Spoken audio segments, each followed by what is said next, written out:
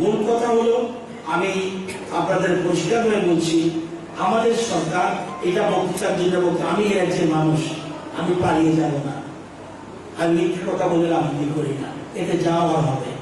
আমরা বিকল্প একটা চেষ্টা করছি, আশা করি এর থেকে আমাদের শুরু করবো। আপনাদের ওই যে গানের ভাষায় ইতনে শক্তি দেনা দাতা, একটু শক্তি দিতে ভগবান। আশা করি আপনাদের হাসি, আপনারা যদি কাঁদেন, আগে 4-5টা ছেলে মেয়ে গেছিল, এর পরীক্ষার তারা কাঁদছিল, আমার বাড়িতে চোখের জল ফেললে আমার অমঙ্গল হবে, আমার সরকারের অমঙ্গল হবে। আমরা চাই না আমাদের সীমিত ক্ষমতা থাকতে পারে, আমরা চাই না এই যে বিরাট সংখ্যক মানুষ, তাদের পরিবারের কারো চোখে জল আসুক, আপনাদের চোখে জল আসুক, আমরা চাই না। পরিষ্কার কথা আমি বলবো যে নিশ্চয়ই একটা বিকল্পের ব্যবস্থা করছি।